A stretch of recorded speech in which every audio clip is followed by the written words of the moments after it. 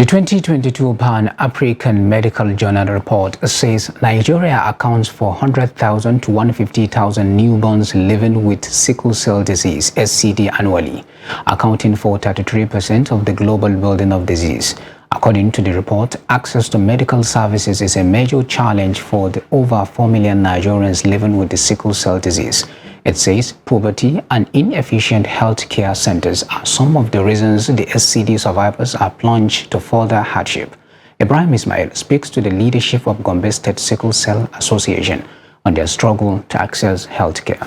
The report. Sickle cell disease is a group of disorders that cause red blood cells to become misshapen and break down. The cells die early, leaving a shortage of healthy red blood cells and can block blood flow, causing pain, known as sickle cell crisis. Al-Musanna Ibrahim is a 27-year-old patient of sickle cell disease and organizing secretary, Gombe State Sickle Cell Association. He said life has been very difficult, surviving with sickle cell disorder. Living with sickle cell anemia is very difficult because we are facing many challenges.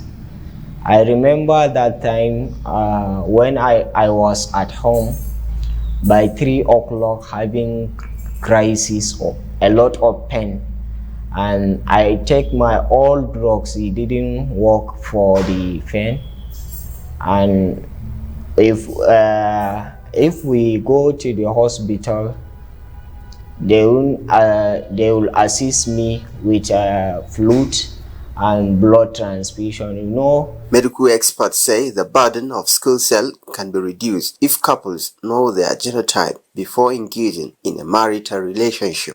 The sickle cell state, if one is avoiding a spouse or a couple with whom he has chances of giving birth to a sickle cell anemic baby, that could reduce the burden of the sickle cell anemia, because the carrier state usually don't present with any clinical features of anemia or any clinical features of complication.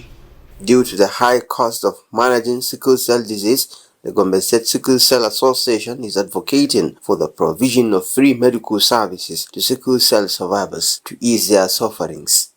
Our condition is very difficult. We need a good proper care, as I said. We just need free drugs, and if possible to approve our healthcare free. In case of crisis, if you go hospital, you get blood and your medicine. The government should have a way of enrolling them in a form of a health insurance scheme that will cover them.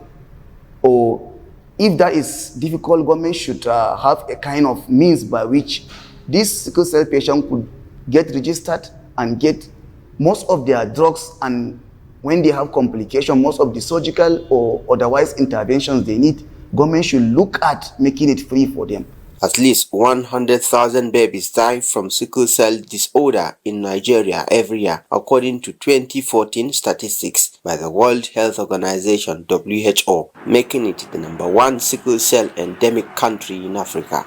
Ibrahim Ismail, Trust TV News, Gombe.